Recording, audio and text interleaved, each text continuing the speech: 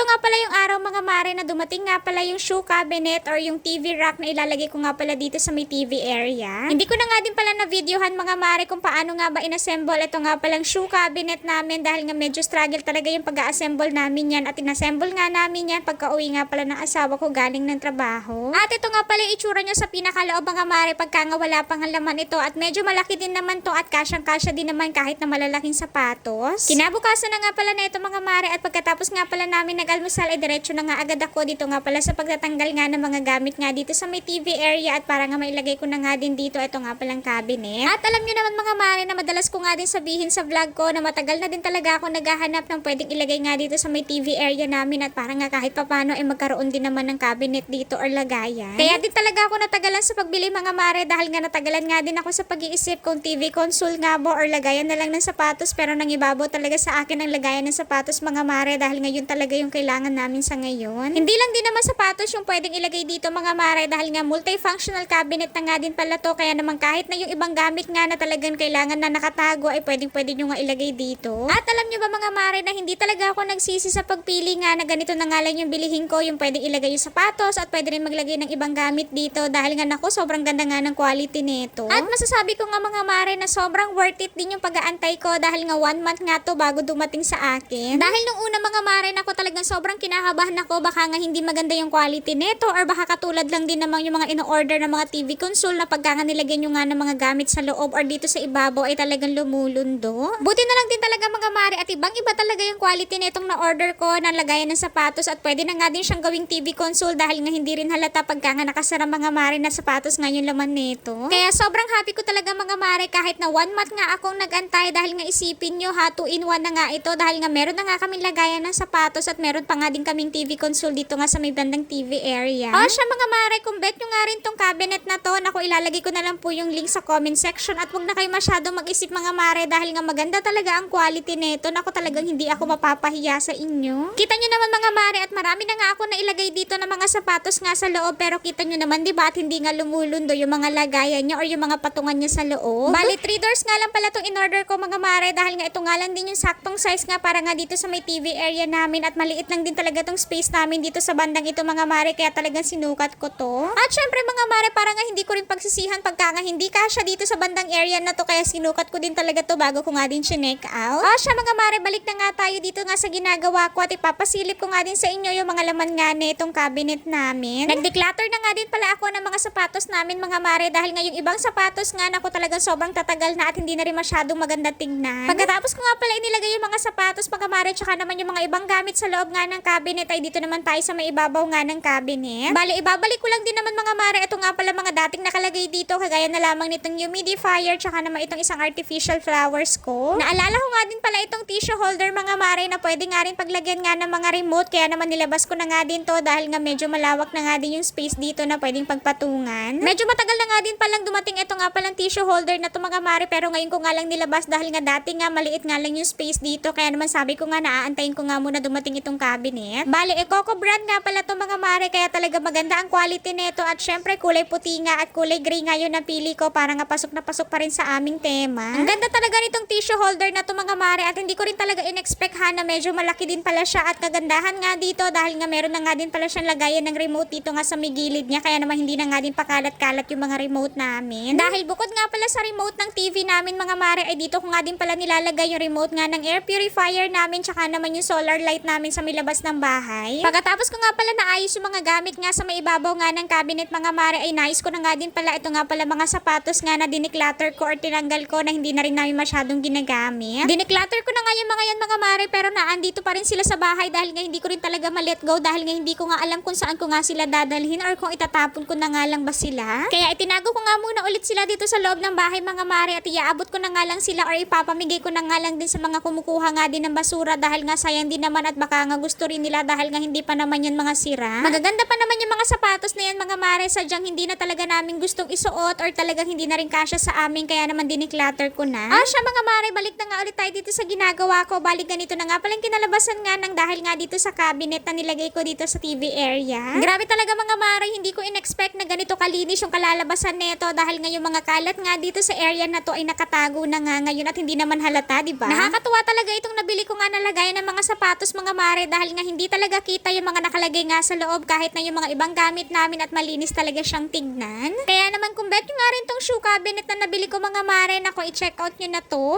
Siya, yun lang muna. See you on my next vlogs.